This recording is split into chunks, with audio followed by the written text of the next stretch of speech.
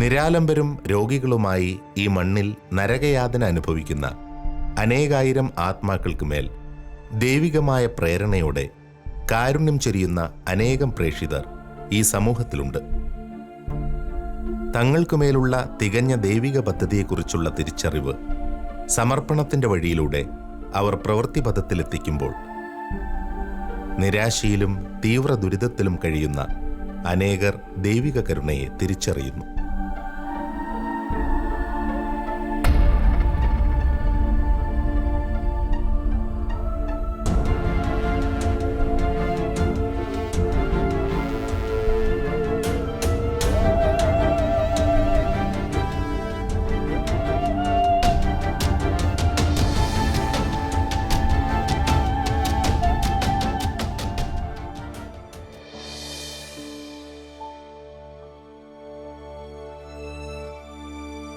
പൂർണ്ണ സമർപ്പണം, അതാണ് തിരഞ്ഞെടുക്കപ്പെട്ട ഒരു പ്രേക്ഷിതനിൽ നിന്ന് ദൈവം ആഗ്രഹിക്കുന്ന ഏറ്റവും വലിയ പുണ്യം.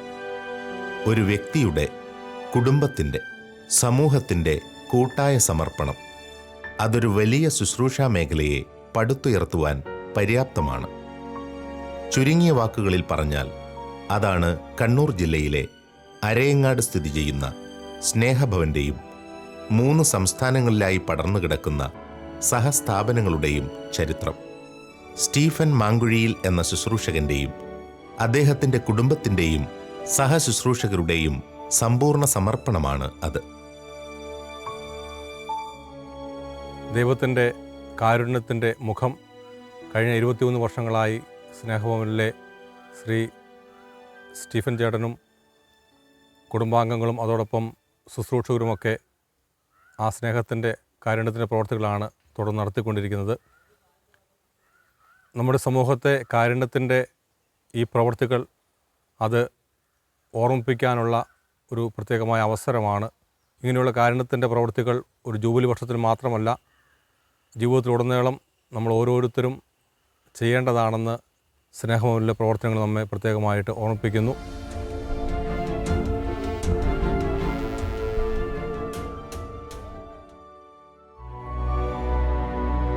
സ്റ്റീഫൻ മാങ്കുഴിയിൽ എന്ന കർത്താവിൻ്റെ തിരഞ്ഞെടുക്കപ്പെട്ട പ്രേക്ഷിതനെ അവിടുന്ന് വ്യക്തമായ ബോധ്യങ്ങൾ പകർന്നു നൽകിയാണ് എന്നും വഴി നടത്തിയിരുന്നത്. സ്വന്തമായി ഒരു ടൈലറിംഗ് ഷോപ്പും തുണിക്കടയും നടത്തിയിരുന്ന അദ്ദേഹത്തെ ഘട്ടം ഘട്ടമായാണ് ദൈവനിശ്ചിതമായ ഒരു വലിയ ശുശ്രൂഷാ മേഖലയിലേക്ക് അവിടുന്ന് വളർത്തിയത്. പതിറ്റാണ്ടുകൾക്ക് മുമ്പ് മുതൽ ദൈവസ്വരം ശ്രവിക്കുന്നതിനും ദൈവഹിതം മാത്രം പ്രവൃത്തിപഥത്തിൽ കൊണ്ടുവരുന്നതിനും അദ്ദേഹം നിശ്ചയിച്ചുറപ്പിച്ചിരുന്നു. ചെറുപ്പം മുതലുള്ള പാവങ്ങളോടുള്ള പ്രത്യേക പരിഗണനയും സ്നേഹവും ഉണ്ടായിരുന്നു. ഞാൻ തലശ്ശേരി ഗവൺമെൻറ് ആസ്പത്രി, കണ്ണൂർ കൂത്തുപറമ്പ് ഗവൺമെൻറ് ആസ്പത്രികളിൽ സന്ദർശിക്കുകയും രോഗികൾക്ക് മരുന്ന് വാങ്ങിച്ചു കൊടുക്കാനും അതുപോലെ തന്നെ അനാഥ വാർഡിൽ അവർക്ക് കുളിപ്പിക്കാനും ഷേവ് ചെയ്ത് കൊടുക്കുക, ഇങ്ങനെയുള്ള ശുശ്രൂഷകളിൽ പങ്കുചേർന്നുകൊണ്ടിരുന്നു. തുണിക്കട ഉണ്ടായിരുന്നു, അതുപോലെ തന്നെ ടൈലറിംഗ് ഉണ്ടായിരുന്നു. ആലച്ചേരിയിൽ കടയിൽ വെച്ച് ലോട്ടറി വിൽക്കാൻ തീരുമാനിച്ചു. ലോട്ടറിയുടെ ലാഭം അതിനുവേണ്ടി ഉപയോഗിക്കാനും തീരുമാനിച്ചു. അങ്ങനെ ലോട്ടറി കച്ചവടവും ചെയ്ത് അതിൻ്റെ ലാഭം ഇതിനുവേണ്ടി ഉപയോഗിച്ചുകൊണ്ടിരുന്നു. അങ്ങനെ ഇരിക്കുമ്പോൾ എൻ്റെ മനസ്സിലേക്ക് വന്നുകൊണ്ടിരുന്നത്, ഇങ്ങനെ മാത്രം ചെയ്താൽ പോരാ, തെരുവിൽ നിന്ന് ആളുകളെ എടുത്തുകൊണ്ടൊന്ന് സംരക്ഷിക്കണമെന്ന് ശക്തമായ ഒരു പ്രേരണയുണ്ടായി. എങ്കിലും അതിനുള്ള സാഹചര്യം ഒരുങ്ങാത്തത് കൊണ്ട് ഞാൻ ഈ ശുശ്രൂഷ ചെയ്തു പോന്നു. അങ്ങനെ ഇരിക്കെ ഞാൻ തൊണ്ടി പള്ളിയിൽ കരസ്മാറ്റിക്കിൻ്റെ ഒരു ധ്യാനം 1991 പനക്കിളച്ചൻ്റെ ഒരു ധ്യാനം വരികയും 3-ാം ദിവസം രാത്രിയിൽ ഒരു സ്വരമുണ്ടായി, നീ പള്ളിയിൽ കയറി പ്രാർത്ഥിച്ചതിന് ശേഷമേ പന്തലിലിരിക്കാവൂ, പ്രാർത്ഥിക്കാവൂ എന്ന് സ്വരം ഉണ്ടായി. അതനുസരിച്ച് ഞാൻ പള്ളിയിൽ കയറി പ്രാർത്ഥിച്ചു. ഞാൻ ഈശോയോട് ഇങ്ങനെ പറഞ്ഞു, ദൈവമേ, ഈ നിമിഷം വരെ അറിഞ്ഞു അറിയാതെയും ചെയ്തു പോയ എല്ലാ തെറ്റുകൾക്കും മാപ്പ് ചോദിക്കുന്നു. ഈ നിമിഷം മുതൽ നീ എന്താഗ്രഹിക്കുന്നോ അത് നടപ്പാക്കാൻ നിനക്ക് വിട്ടു തന്നിരിക്കുന്നു പറഞ്ഞു. എനിക്ക് അതിന് ശേഷമാണ് എന്ത് ചെയ്യണം എന്നുള്ള ദൈവികമായ ബോധ്യം എനിക്ക് ലഭിക്കുകയും അങ്ങനെ ഞാൻ കൂടുതൽ ശക്തമായിട്ട് പ്രവർത്തിക്കാൻ തീരുമാനിക്കുകയും ചെയ്തു. തന്നെയും കുടുംബത്തെയും കുറിച്ചുള്ള ദൈവിക പദ്ധതിയുടെ ആഴം ആത്മാവ് കൊണ്ടളർന്ന സ്റ്റീഫന് തുടർന്നുള്ള പ്രവർത്തന പദ്ധതികളെക്കുറിച്ച് തെല്ലും ആശങ്കയുണ്ടായിരുന്നില്ല. നിരാശ്രയരും നിരാശരുമായ അനേകം ആത്മാക്കൾക്ക് ദൈവിക കരുണയുടെ തണലൊരുക്കേണ്ടത് തൻ്റെ ദൗത്യമായി അദ്ദേഹം തിരിച്ചറിഞ്ഞു. അങ്ങനെ 1993 തൻ്റെ സ്വദേശമായിരുന്ന അരയങ്ങാട് തന്നെ അദ്ദേഹം സ്നേഹഭവൻ എന്ന വലിയ കുടുംബത്തിന് തിരിതെളിച്ചു. ദൈവികമായ പ്രചോദനത്തെ തികഞ്ഞ ആത്മാർത്ഥതയോടെ സമീപിച്ച ഈ പ്രേക്ഷിതൻ്റെയും അദ്ദേഹത്തിൻ്റെ കുടുംബത്തിൻ്റെയും സമർപ്പണമാണ് ഈ വലിയ ഭവനത്തിൻ്റെ അടിത്തറ. ഞാൻ ആസ്പത്രി സന്ദർശനം കഴിഞ്ഞ് തിരിച്ചു വരുമ്പോൾ തലശ്ശേരി ബസ് സ്റ്റാൻഡിൽ ഒരു വശം തളർന്നുപോയ ബെഞ്ചമിൻ ഫ്രാങ്ക്ലിൻ എന്നൊരു സഹോദരനെ കാണുകയും ആ സഹോദരനെ ഞാൻ എടുത്ത് വീട്ടിലേക്ക് കൊണ്ടുവരികയും അങ്ങനെ വീട്ടിൽ ഈ മകനെ താമസിപ്പിക്കുകയും ചെയ്തു. 1993 ഡിസംബർ 5-നാണ് ഞാൻ വീട്ടിലേക്ക് എടുത്തുകൊണ്ട് വന്നത്. അതിനുശേഷം തലശ്ശേരി ബസ് സ്റ്റാൻഡിൽ നിന്ന് 3 സഹോദരങ്ങളെയും കൂടെ കിട്ടി. ആ സഹോദരങ്ങളോട് ചേർന്ന് 1993 ആഗസ്റ്റ് 26-ാം തീയതി പള്ളി അരയങ്ങാട് കോട്ടയം രൂപതയിൽപ്പെട്ട അരയങ്ങാട് പള്ളി കെട്ടിടം, വെറുതെ കിടന്ന പള്ളി കെട്ടിടം ഉന്നശ്ശേരി പിതാവ് ഈ ശുശ്രൂഷയ്ക്കായി വിട്ടുതരികയും അങ്ങനെ അതിൻ്റെ അടിസ്ഥാനത്തിൽ ഈ 4 പേരോടുകൂടി അരയങ്ങാട് പഴയ പള്ളി കെട്ടിടത്തിൽ പ്രവർത്തനം ആരംഭിക്കുകയും ചെയ്തു. ദൈവത്തിൻ്റെ ഒരു പ്രത്യേക പ്രവർത്തനം നമുക്കവിടെ കാണാൻ സാധിക്കും. സ്റ്റീഫനുണ്ടായ ഒരു ദൈവിക പ്രചോദനമാണ് അഗതികളെ ശുശ്രൂഷിക്കാൻ ഇങ്ങനെയൊരു സംവിധാനം തുടങ്ങാൻ സ്റ്റീഫനെ പ്രേരിപ്പിച്ചത്. തീർച്ചയായും ആദ്യകാലത്ത് നമ്മുടെ അവിടെ ഉണ്ടായിരുന്ന ഇടവക ദേവാലയത്തോട് ചേർന്ന് സഹകരിച്ച് ഇടവകയിൽ നിന്നുള്ള പിന്തുണയൊക്കെ നേടിക്കൊണ്ട് തന്നെയാണ് സ്റ്റീഫൻ അത് പ്രവർത്തിച്ചുകൊണ്ടിരുന്നത്. ദൈവകൃപയാൽ അനേകരുടെ സഹകരണം കൊണ്ടൊക്കെ അത് വളരെയേറെ വളർന്നു. ആദ്യം അവിടെ ഉണ്ടായിരുന്ന നമ്മുടെ പഴയ പള്ളി ഉപയോഗത്തിനായിട്ട് അവർക്ക് വിട്ടുകൊടുത്തിരുന്നു. പിന്നീട് അവർ അത് എല്ലാം കൂടി ആ സ്ഥലമെല്ലാം കൂടി വാങ്ങി നല്ല സൗകര്യമുള്ള സംവിധാനങ്ങളായിട്ട് മാറിയിട്ടുണ്ട്. അതിൻ്റെ ഒരു വലിയ കൃപയെന്ന് പറയുന്നത് ഇത്രയും ആളുകളെ ശുശ്രൂഷിക്കുവാനായിട്ടുള്ള സംവിധാനം ഉണ്ടാക്കാൻ ഈ പറയുന്ന വ്യക്തിക്ക് സാധിക്കുന്നു. അനേകം പേരുടെ സഹകരണമുണ്ട്. അതെല്ലാം ദൈവം ഒരുക്കി കൊടുക്കുന്നതാണ്. ഓരോ കാലഘട്ടത്തിലും ദൈവം സ്നേഹഭവനെ വഴി നടത്തിയത് അത്ഭുതകരമായാണ്. മഹത്തരമായ ഈ ദൈവിക പദ്ധതിയുടെ ഭാഗമാകേണ്ട വ്യക്തികളെയും സംവിധാനങ്ങളെയുമെല്ലാം വിസ്മയനീയമായ വിധത്തിൽ അവിടുന്ന് കൂട്ടിച്ചേർത്തുകൊണ്ടിരുന്നു. ആദ്യകാലം മുതൽ അനേകർ ദൈവികാഹ്വാനം ഹൃദയത്തിൽ സ്വീകരിച്ച് ഈ ഭവനത്തിലേക്ക് കടന്നു വന്നു. സ്നേഹഭവൻ എന്ന വിശാലമായ ഈ കൂടാരത്തിൻ്റെ ദൈവേഷ്ടപ്രകാരമുള്ള വളർച്ചയിലും വികസനത്തിലും ചരിത്രത്തിലും അവരെല്ലാം ഭാഗമായി മാറി. 1994 ഞാനിവിടെ ശുശ്രൂഷയ്ക്ക് വേണ്ടി വരുന്നത്. അന്ന് സ്നേഹഭവൻ്റെ ആരംഭം കുറിച്ചുകൊണ്ട് സ്റ്റീഫൻ ബ്രദർ ഇവിടെ ഏകദേശം 19 മക്കളെ ശുശ്രൂഷിക്കുന്നുണ്ടായിരുന്നു ഞാൻ വരുന്ന കാലഘട്ടത്തിൽ. അത് ഞാൻ ഇവിടെ വരാനുണ്ടായ കാരണം എൻ്റെ ഭാര്യയും നമ്മുടെ ഇടവകയിലുള്ള ഒരു കുഞ്ഞമ്മച്ചി എന്ന് പറയുന്ന ഒരമ്മച്ചിയും കൂടി ഇവിടെ ആഴ്ചയിൽ ഒരു ദിവസം തുണി അലക്കാൻ വരുമായിരുന്നു. അങ്ങനെ തുണി അലക്കാൻ വന്നുകൊണ്ടിരുന്നപ്പോൾ ഒരു ദിവസം വീട്ടിൽ വന്ന് എന്നോട് പറഞ്ഞു, അവിടെ കഞ്ഞിക്ക് കറിയൊന്നുമില്ല, അവർ കറിയൊന്നുമില്ലാതെ ഭയങ്കര വിഷമത്തിലാണ് കഞ്ഞി കുടിക്കുന്നത്, അതുകൊണ്ട് എന്തെങ്കിലും അച്ചാറിട്ട് കൊണ്ടുപോയാൽ നല്ലതാണെന്ന് പറഞ്ഞു. അങ്ങനെ ഒരു പൈസ ഇല്ലാതെ ഇരിക്കുന്ന സമയമായിരുന്നു. ഞാൻ നട്ടൽ ഓപ്പറേഷനൊക്കെ ചെയ്ത് വീട്ടിൽ വന്ന് കിടക്കുന്ന കാലഘട്ടമായിരുന്നു അന്ന്.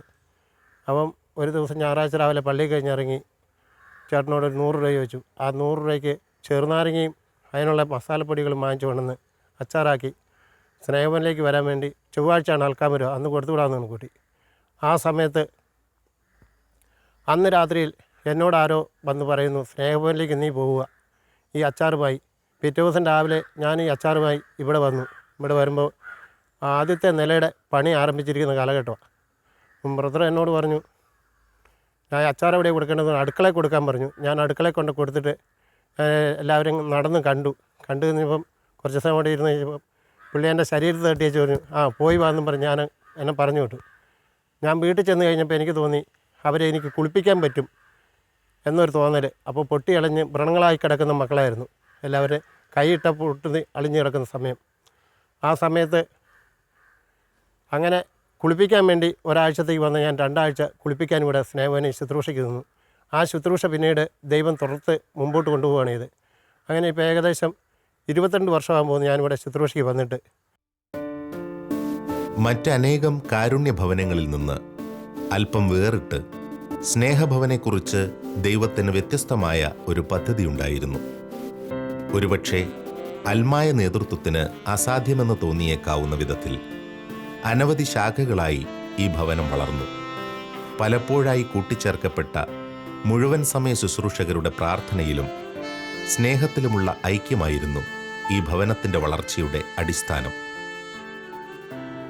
സ്നേഹഭവൻ്റെ ശുശ്രൂഷകളിൽ ഇവിടെ വന്ന് കാണുവാനും ഈ ശുശ്രൂഷകളോട് സഹകരിച്ച് പോകുവാനും ദൈവം പ്രേരണ തന്നതനുസരിച്ച് ഇവിടെ വന്നപ്പോൾ 1998 മുതൽ എനിക്കിവിടെ സ്ഥിരം ശുശ്രൂഷകനാകുവാനുള്ള ഒരു ദൈവവിളിയാണ് ഉണ്ടായത്. ഇവിടെ വന്ന് ഞാൻ ബ്രദർ സ്റ്റീഫൻ്റെ അടുത്ത് പ്രാർത്ഥിച്ച് ഇവിടെ ബ്രദർ ചോദിക്കുന്നു, സ്ഥിരം ശുശ്രൂഷകനായി നിൽക്കുവാനാണ് ദൈവം ആഗ്രഹിക്കുന്നതെന്ന് വെളിപ്പെടുത്തുന്നു. അതനുസരിച്ച് 1 മാസം അന്നിവിടെ ശുശ്രൂഷ തുടർന്നു. പിന്നീട് ഞാൻ അയക്കപ്പെടുന്നത് അന്യഭാഷയായ കർണാടകത്തിലെ ശുശ്രൂഷാ മേഖലയിലേക്കായിരുന്നു. ബ്രാഞ്ചുകൾ തുടങ്ങുന്ന കാലഘട്ടങ്ങളിൽ അവിടെ വീടുകൾ തോറും കയറി കടന്ന് 2 രൂപ മുതൽ 100 രൂപ വരെ ആ കാലഘട്ടത്തിലൊക്കെ കിട്ടുകയുള്ളൂ. 100 രൂപ കിട്ടുന്ന വലിയ പൈസക്കാരാണ്. 2 രൂപ 5 രൂപ 10 രൂപയൊക്കെ തരിക. ഈ കാശുകൾ കൊണ്ടാണ് ഓരോ ഭവനങ്ങളുടെ ആരംഭം കുറിച്ചുകൊണ്ടിരുന്നത്. ദൈവത്തിൻ്റെ ശക്തമായ പ്രേരണയാൽ ഒരു 3 നില കെട്ടിടത്തിന് തറക്കല്ലിടാനും അങ്ങനെ അത് പണിയാനും ഒക്കെ ഇടയായി. അങ്ങനെ ആ കെട്ടിടത്തിൽ പണി കഴിഞ്ഞപ്പോൾ 1-ാം നിലയിലേക്ക് പുരുഷന്മാരെ മാറ്റി. അതിനുശേഷം തലശ്ശേരി ബസ് സ്റ്റാൻഡിൽ കിടന്ന 2 കൈയും കാലും ഒടിഞ്ഞ് കിടന്ന പ്ലാസ്റ്റിക് ഇട്ട് കിടന്ന സഹോദരി എടുത്തുകൊണ്ട് വന്നു. അവരെ പഴയ കെട്ടിടത്തിൽ കിടത്തി. അങ്ങനെ സ്ത്രീകളുടെ ശുശ്രൂഷകൾ ആരംഭിച്ചു. ഇങ്ങനെയിരിക്കെ ഞാൻ പലപ്പോഴും ദൈവത്തിൻ്റെ ശക്തമായ ഇടപെടലുകൾ മനസ്സിലാക്കാൻ കഴിഞ്ഞു.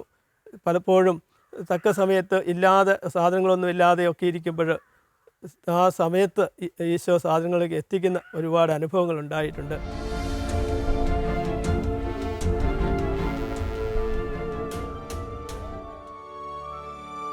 കോട്ടയം അതിരൂപതയുടെയും തലശ്ശേരി അതിരൂപതയുടെയും അഭിവന്ദ്യ പിതാക്കന്മാരുടെയും വൈദികരുടെയുമെല്ലാം തികഞ്ഞ പ്രോത്സാഹനവും പിന്തുണയും ആവോളം സ്വീകരിച്ചുകൊണ്ടായിരുന്നു ആദ്യകാലം മുതലുള്ള സ്നേഹഭവൻ്റെ വളർച്ച. സ്നേഹഭവനിലെ പുരുഷന്മാരായ മുഴുവൻ സമയ ശുശ്രൂഷകരെല്ലാം സമാന വേഷധാരികളാണ്. സഹോദരിമാരും അപ്രകാരം തന്നെ. എണ്ണക്കുറവ് മൂലം ഒരു സഭാസമൂഹമായി പരിഗണിക്കപ്പെട്ടിട്ടില്ലെങ്കിലും തങ്ങളുടെ ചൈതന്യത്തിലും പ്രവർത്തന രീതികളിലും അവർ ഒരു സന്യാസിനി സമൂഹമായി ജീവിക്കുന്നു. ഈ കുടുംബത്തോട് കൂട്ടിച്ചേർക്കപ്പെട്ടിട്ടുള്ള സഹോദരിമാർക്ക് പങ്കുവയ്ക്കാനുള്ളതും വിസ്മയനീയമായ ദൈവാനുഭവങ്ങളാണ്. ഞാൻ 2001 ജനുവരി 15-ാം തീയതിയാണ് സ്നേഹഭവനിലേക്ക് ആദ്യമായിട്ട് കടന്നു വരുന്നത്. അതിനു മുമ്പ് കടന്നു വരാൻ കാരണം എന്നാന്ന് ചോദിച്ചെന്നാൽ ഞാൻ വേറെ ഒരു കോൺഗ്രേഷനിലായിരുന്നു. അവിടെ വെച്ച് എനിക്ക് 2000 എനിക്ക് ബോൺ ക്യാൻസറായി. ബോൺ ക്യാൻസർ വന്നിട്ട് നട്ടലിൻ്റെ 4 കണ്ണി ദ്രവിച്ച് വിട്ട് ഉമ്മിക്കരി പോലെ പൊടിഞ്ഞുപോയി എന്നാണ് ഡോക്ടേഴ്സ് വിധി എഴുതിയത്. എനിക്ക് എഴുന്നേൽക്കാനോ നടക്കാനോ ഒന്നും പറ്റാത്തൊരു സാഹചര്യത്തിൽ ഒരു ഭൂമിയിൽ 3 മാസത്തിൽ കൂടുതൽ ജീവിക്കുകയില്ല എന്ന് പറഞ്ഞ് തൃശ്ശൂർ അമലയെന്ന് എന്നെ ഉപേക്ഷിച്ച് വിട്ടതാണ്. അങ്ങനെ ഇരിക്കെ ഞാനൊരു ധ്യാനം കൂടാനിടയായി പട്ടാരത്ത് വെച്ച് ധ്യാനം കൂടിയപ്പോൾ എനിക്ക് അവിടെ വെച്ച് എഴുന്നേറ്റ് നടക്കാനുള്ള സ്ഥിതി വരെ എത്തി. പക്ഷേ അവിടെ വെച്ച് എനിക്ക് ആദ്യം ധ്യാനം തുടങ്ങുന്നതിന് മുമ്പ് എനിക്കുണ്ടായ അനുഭവം, അവിടെ മാതാവിൻ്റെ ഒരു ഗ്രോട്ടോയുണ്ട്. ഞാൻ മാതാവിനോട് പ്രാർത്ഥിച്ചു. മാതാവിനോട് ഇപ്രകാരമാണ് ഞാൻ പ്രാർത്ഥിച്ചത്: അമ്മയും, എനിക്ക് രോഗശാന്തി എനിക്ക് ആവശ്യമില്ല, എനിക്ക് രോഗശാന്തി വേണ്ട. പക്ഷേ എനിക്ക് അങ്ങയുടെ തിരുക്കുമാരൻ്റെ വചനം കൊണ്ട് നിറഞ്ഞ് ആത്മാവിൽ നിറഞ്ഞൊരു മരണം എനിക്ക് തരണമെന്നായിരുന്നു ഞാൻ മാതാവിനോട് ആവശ്യപ്പെട്ടത്. അങ്ങനെ പ്രാർത്ഥിച്ചുകൊണ്ടിരുന്ന വേളയിൽ പെട്ടെന്ന് എനിക്ക് തല കറങ്ങുന്ന പോലെ തോന്നി. അപ്പോൾ ഞാനിങ്ങനെ ഊർന്ന് നിലത്തിരുന്നതായിട്ട് എനിക്ക് ഓർമ്മയുണ്ട്. എനിക്ക് നിലത്തൊന്നും ഇരിക്കാനൊന്നും വയ്യാത്ത അവസ്ഥയിലായിരുന്നു. അങ്ങനെ ആയിരുന്ന സമയത്ത് ഞാനിങ്ങനെ ബോധം തെളിയുന്ന സമയത്ത് എനിക്ക് അനുഭവപ്പെടുന്നത് മാതാവിൻ്റെ ഗ്രോട്ടോയിൽ ആ ചില്ലയിൽ ആദ്യം ഇംഗ്ലീഷിൽ സ്നേഹഭവൻ എഴുതി കാണിച്ചു. അതിന് തൊട്ട് താഴെയായിട്ട് ഹിന്ദിയിൽ സ്നേഹഭവൻ എഴുതി കാണിച്ചു. അതിൻ്റെ അടിയിൽ മലയാളത്തിൽ സ്നേഹഭവൻ എഴുതി കാണിച്ചു. ഇത് 3ഉം വായിച്ചു തീർന്ന ആ നിമിഷത്തിൽ തന്നെ അതങ്ങ് മാഞ്ഞുപോയി. പിന്നെ ഈ സ്നേഹഭവൻ എന്ന് വായിച്ചു എങ്കിലും സ്നേഹഭവനെക്കുറിച്ചൊന്നും എനിക്ക് അറിവില്ലായിരുന്നു. അത് കഴിഞ്ഞ് ധ്യാനം തുടങ്ങി കൗൺസിലിംഗ് ഒക്കെ നടത്തിയപ്പോഴും അതുപോലെ ദീപികാരനെയും എഴുന്നള്ളിച്ച് വെച്ച് പ്രാർത്ഥിച്ച സമയത്തും എന്നോട് ഇങ്ങനെ കൗൺസിലറും പറഞ്ഞു, അതുപോലെ പ്രാർത്ഥിച്ചുകൊണ്ടിരുന്ന വേളയിൽ അച്ഛനും പറഞ്ഞു, സ്നേഹഭവനിൽ ശുശ്രൂഷ ചെയ്യാൻ കർത്താവ് സിസ്റ്ററിനെ ഒരുക്കുന്നു എന്ന്. അപ്പോൾ ഞാൻ വിചാരിച്ചു, ഈ രോഗിയായിരിക്കുന്ന ഞാൻ എങ്ങനെ സ്നേഹഭവനിലെ മക്കളെ നോക്കാൻ? എന്നാൽ ഞാനിങ്ങനെ തിരക്കി സ്നേഹഭവനിൽ എങ്ങനെയുള്ളവരാണെന്ന്. അപ്പോൾ അവർ പറഞ്ഞു, ഇങ്ങനെ അലഞ്ഞു തിരിഞ്ഞ് നടക്കുന്ന മാനസിക വിഭ്രാന്തിയുള്ളവരെയാണ് ഇവിടെ സ്നേഹഭവനിൽ സംരക്ഷിക്കുന്നതെന്ന്. ഇങ്ങനെയുള്ള ഒരു രോഗിയെ സംരക്ഷിക്കാൻ യാതൊരു യോഗ്യതയോ അല്ലെങ്കിൽ എനിക്ക് പറ്റുന്ന അവസ്ഥയല്ലായിരുന്നു. അപ്പോൾ ഞാൻ ഈശോയോട് പറഞ്ഞു, ഈശോയെ, ഞാൻ എങ്ങനെ ഇവരെ ശുശ്രൂഷിക്കും? എന്നെ ശുശ്രൂഷിക്കാൻ തന്നെ 2 പേര് വേണം.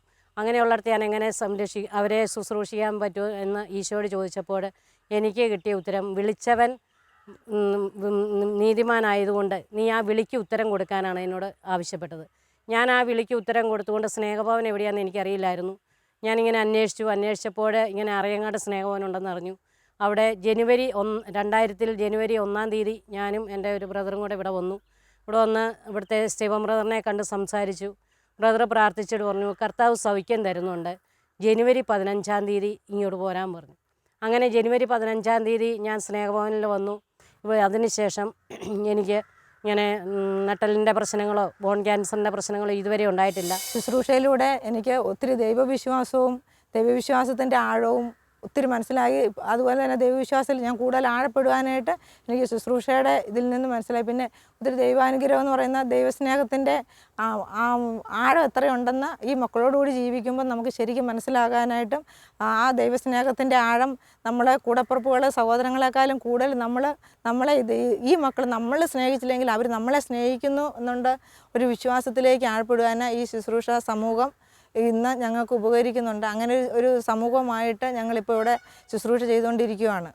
അഭ്യുദയകാംക്ഷികളും സാമൂഹിക പ്രവർത്തകരും മുഖേന കടന്നുവരുന്ന അന്തേവാസികളുടെ എണ്ണം വർദ്ധിച്ചുകൊണ്ടിരിക്കുന്നതിനനുസരിച്ച് ദൈവപരിപാലനയുടെ ശക്തമായ കരം ഓരോ ശുശ്രൂഷകരും തിരിച്ചറിഞ്ഞുകൊണ്ടുവരുന്നു. ഭൗതികമായ അപര്യാപ്തതകളെക്കുറിച്ചൊന്നും ആശങ്കകളില്ലാത്തവണ്ണം തികഞ്ഞ ദൈവാശ്രയബോധത്തിലാണ് ഓരോ ശുശ്രൂഷകരും ഇന്നും മുന്നോട്ട് നീങ്ങുന്നത്.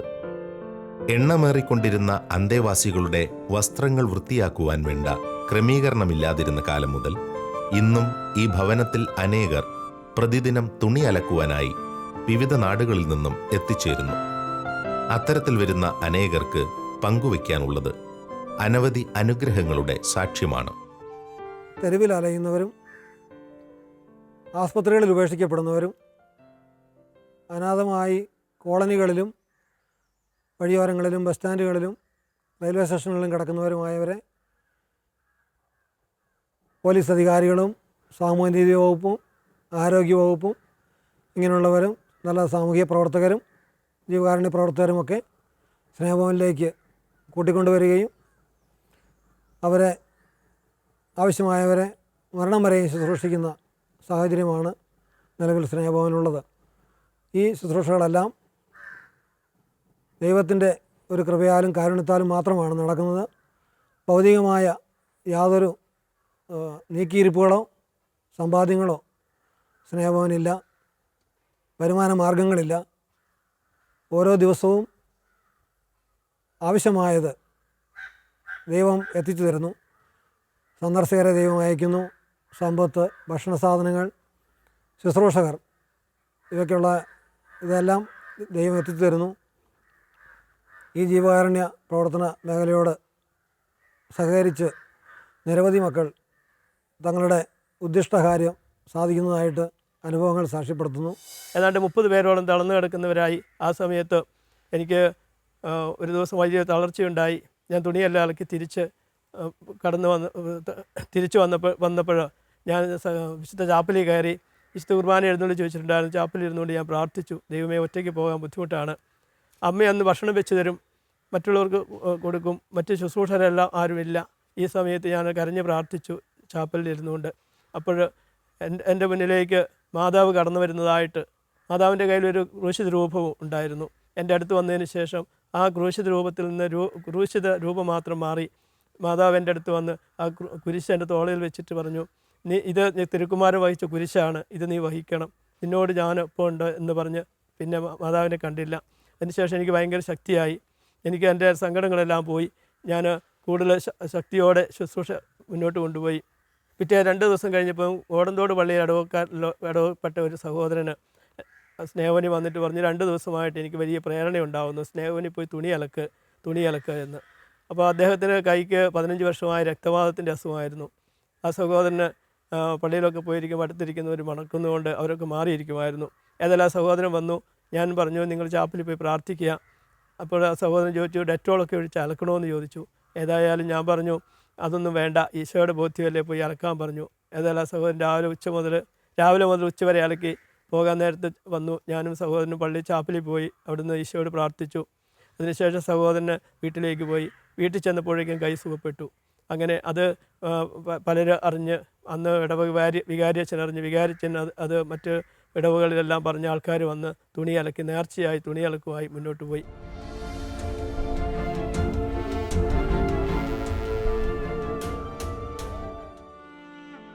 ഇന്ന് അരയങ്ങാട് സ്ഥിതി ചെയ്യുന്ന ഈ സ്നേഹഭവനത്തിന് കേരളത്തിലും കർണാടകയിലും ഡൽഹിയിലുമായി 14 ഉപസ്ഥാപനങ്ങൾ കൂടിയുണ്ട്. പ്രധാന കേന്ദ്രമായ അരയങ്ങാട് നിന്നാണ് അവയെല്ലാം നിയന്ത്രിക്കപ്പെടുന്നത്. ഒരു വ്യക്തിയും ഒരു ഭവനവുമായി ദൈവം ആരംഭിച്ച ഈ ശുശ്രൂഷ ഇന്ന് അനേക പ്രേക്ഷിതരുടെ കരങ്ങളിലൂടെ മുന്നേറുന്നു. അരയങ്ങാട് സ്നേഹഭവനിൽ വസിക്കുന്ന 280 അന്തേവാസികൾ ഉൾപ്പെടെ 600-ൽ പരം നിരാലംബർക്ക് ഈ ശുശ്രൂഷകർ അഭയം നൽകുന്നു. അനേകം കുഞ്ഞുങ്ങളെ ഏറ്റെടുത്ത് വഴി നടത്തുന്നു. അതിശയകരമായ വഴികളിലൂടെ ദൈവം ഈ സമൂഹത്തെ വളർത്തുകയാണ്. ദൈവകൃപയാൽ 12 ഭവനങ്ങളാണുള്ളത്. ഡൽഹി, കർണാടക, കേരളം 3 സ്റ്റേറ്റിലായിട്ട് 12 സ്ഥാപനങ്ങളുണ്ട്. അതിൽ കുട്ടികൾ മുതൽ മുതിർന്നവർ വരെയുണ്ട്. അരയങ്ങാട് ഹെഡ് ഓഫീസിൽ 280ഓളം പേര് ഉണ്ട്. ക്യാൻസർ തളർന്നു കിടക്കുന്നവരായിട്ട് അങ്ങനെ ഏതാണ്ട് 280 പേരോളമാണ് ഉള്ളത്. വിവിധ ഭവനങ്ങളിലായിട്ട് ഏതാണ്ട് 600ഓളം പേര് സംരക്ഷിക്കപ്പെടുന്നുണ്ട്. കുട്ടികളുണ്ട്. അവർ വിവിധ ഇതിൽ പഠിച്ചുകൊണ്ടിരിക്കുന്നു. നേഴ്സിംഗ് ഒക്കെ പഠിച്ചുകൊണ്ടിരിക്കുന്നു. ഇവിടെ ഒരു കാര്യം വ്യക്തമാണ്. എനിക്കറിയാം, എന്നെ വിളിച്ചവൻ വിശ്വസ്തനായതുകൊണ്ട് ആ വിളിക്ക് ഉത്തരം നൽകാൻ ഞാൻ തയ്യാറായതുകൊണ്ട് ഈശോ എന്നിലൂടെ തൻ്റെ കൈയായും കാലായും ആയി പ്രവർത്തിച്ചുകൊണ്ടിരിക്കുന്നു. ഞാനിന്ന് ഈ സ്നേഹഭവനിലായിരിക്കുന്നത് ഏറ്റവും വലിയ ദൈവത്തിന് നന്ദി പറയേണ്ട ഓരോ നിമിഷങ്ങളാണ്. ദൈവം അത്ഭുതം പ്രവർത്തിച്ചതുകൊണ്ടാണ് എനിക്ക് ഇന്ന് ഈ സ്ഥാപനത്തിലും അതുപോലെ തന്നെ ഈ കൊച്ചു വീട്ടിലും താമസിക്കാൻ കഴിയുന്നത്. ദൈവത്തിലൂടെ ഈ സ്നേഹഭവൻ ഇന്ന് നിമിഷം വരെ എന്നെ വളർത്തുകയായിരുന്നു. ഓരോ സന്ദർഭത്തിലും എനിക്ക് വേണ്ട നല്ല കാര്യങ്ങൾ ചെയ്തുകൊണ്ട് അനേകം നല്ല പ്രവൃത്തികൾ പറഞ്ഞു തന്നുകൊണ്ട് എന്നെ ഇത്രയും വളർത്തിയ ഈ സ്നേഹഭവൻ്റെ എല്ലാ ബ്രദർമാർക്കും എല്ലാ സിസ്റ്റേഴ്സിനും ഞാൻ നന്ദി പറയുകയാണ്. അതോടൊപ്പം തന്നെ ദൈവത്തിൻ്റെ ഏറ്റവും വലിയ അനുഗ്രഹമാണെന്ന് ഞാൻ ഇത് ദൃഢമായി വിശ്വസിച്ച് ഏറ്റു പറയുന്നു. സ്നേഹഭവനിലേക്ക് ഇങ്ങനെയുള്ള രോഗികളെ കൊണ്ടുവന്ന് മരണം വരെ അവരെ ശുശ്രൂഷിക്കേണ്ട സാഹചര്യത്തിൽ അവരുടെ ശാരീരികവും മാനസികവുമായ എല്ലാ ആവശ്യങ്ങളും നിറവേറ്റി കൊടുക്കേണ്ട ഉത്തരവാദിത്വവും ശുശ്രൂഷകർക്കാണുള്ളത്. മാനസിക രോഗികളായ ചെറുപ്പക്കാർ അതിവേഗം അവിടെ സുഖം പ്രാപിക്കുന്നതായി കണ്ടു. സുഖം പ്രാപിച്ചവരെ വീടുകളിലെത്തിക്കുക എന്നുള്ളതായിരുന്നു മറ്റൊരു ലക്ഷ്യം. വീടുകളിലെത്തിക്കുന്നതിന് വേണ്ടി അവർ പറഞ്ഞ അഡ്രസ്സുകളിൽ വടക്കേ ഇന്ത്യയിലെ വിവിധ സംസ്ഥാനങ്ങളിൽ അവരുടെ ഭവനങ്ങളിൽ എത്തിച്ച് സന്തോഷം കണ്ണനുഭവിക്കുവാൻ ദൈവകൃപയാൽ ഇടവന്നു. സ്നേഹഭവന്റെ 23 വർഷങ്ങൾ പിന്നിടുന്ന പ്രവർത്തന ചരിത്രത്തിൽ ദൈവിക ഇടപെടലുകളും അവിടുത്തെ സജീവ സാന്നിധ്യവും തിരിച്ചറിയാനാവാത്ത മുഹൂർത്തങ്ങളില്ല. ഈ ഭവനത്തിലെ അന്തേവാസികളുടെ ശമനമില്ലാത്ത രോഗാവസ്ഥകളെയും ഉണങ്ങാത്ത മുറിവുകളെയും സമർപ്പിച്ച് പ്രാർത്ഥിച്ച സ്റ്റീഫന് ഏറെ വർഷങ്ങൾക്ക് മുമ്പ് ഈശോ വെളിപ്പെടുത്തി നൽകിയ ഒരൗഷധം തുടർന്ന് ഇവിടെയും പുറത്തുമുള്ള അനേകായിരങ്ങൾക്ക് അനുഗ്രഹമായി മാറി. ഓരോ സമയവും ആവശ്യമുള്ള എല്ലാ ശുശ്രൂഷകരെയും സാഹചര്യങ്ങളെയും ക്രമീകരിക്കുന്നതിനു പുറമെ ഒരു പ്രതിസന്ധി ഘട്ടത്തിലും തലകുനിക്കുവാനും അവിടുന്ന് ഈ ശുശ്രൂഷകർക്ക് ഇടവരുത്തിയിട്ടില്ല. ദൈവം എന്നിലൂടെ ധാരാളം നന്മകൾ ചെയ്യാൻ ആഗ്രഹിക്കുന്നുണ്ട് എന്ന് ഞാൻ മനസ്സിലാക്കി. അതനുസരിച്ച് ഞാൻ എന്നെ തന്നെ ഈശോയ്ക്ക് വിട്ടുകൊടുത്തുകൊണ്ട് ഈശോ എന്താഗ്രഹിക്കുന്നുവോ അത് മാത്രം എന്നിലൂടെ നടപ്പാക്കാൻ ഞാൻ ഈശോയോട് പ്രാർത്ഥിച്ചുകൊണ്ട് മുന്നോട്ട് പോവുകയാണ്. ദൈവം ധാരാളമായിട്ട് അനുഗ്രഹങ്ങൾ തന്നുകൊണ്ടിരിക്കുന്നുണ്ട്. പലപ്പോഴും പ്രതിസന്ധികളുണ്ടാകുമ്പോൾ ഇപ്പോൾ എല്ലാം നിശ്ചലമാകും, നശിച്ചു പോകും, അല്ലെങ്കിൽ എല്ലാം തീരാൻ പോകുന്നു എന്ന് തോന്നുന്ന സമയത്ത് ഒരു കാര്യം എനിക്ക് മനസ്സിലാകാൻ കഴിഞ്ഞിട്ടുണ്ട്. എല്ലാം തീർന്നു എന്ന് തോന്നുന്ന സമയത്താണ് ഈശോ കൈതരിക, ഈശോ കൈപിടിച്ച് ഉയർത്തുക. അത് അടുത്ത സ്റ്റെപ്പിലേക്കുള്ള വളർച്ചയാണ് എന്ന് എനിക്ക് മനസ്സിലാക്കാൻ കഴിഞ്ഞിട്ടുണ്ട്. അങ്ങനെ ദൈവം വിഷമതകളിലൂടെയും കഷ്ടതകളിലൂടെയൊക്കെ മുന്നോട്ട് നയിച്ച് എന്നാൽ ഇതെല്ലാം വരാൻ കൂടുതൽ നന്മ ചെയ്യാനുള്ള കരുത്താക്കി അത് മാറ്റി ദൈവം മുന്നോട്ട് നയിച്ചുകൊണ്ടിരിക്കുകയാണ്. തങ്ങളുടെ തികഞ്ഞ സമർപ്പണം മൂലധനമാക്കി വലിയൊരു ദൈവിക പദ്ധതിയുടെ കാര്യസ്ഥരായി തീർന്നിരിക്കുന്ന ചെറിയൊരു സമൂഹം അവരുടെ ജീവിതാനുഭവങ്ങൾ വിസ്മയനീയമായ ദൈവിക ഇടപെടലുകളുടെ നേർക്കാഴ്ചകളാണ്. അവരുടെ സമർപ്പണം അനേകായിരം സമർപ്പിതർക്കും പ്രേഷിതർക്കും ആത്മീയ ശക്തി പകരുന്നു. ദൈവം തൻ്റെ ശക്തമായ കരത്താൽ മുന്നോട്ടാനയിക്കുന്ന ഈ ഭവനം നമ്മുടെ ജീവിതവീഥികളിൽ വെളിച്ചമായി തീരട്ടെ. ഈ കരങ്ങൾക്ക് ശക്തി പകരുവാൻ നമുക്കും പ്രാർത്ഥിക്കാം, പ്രയത്നിക്കാം.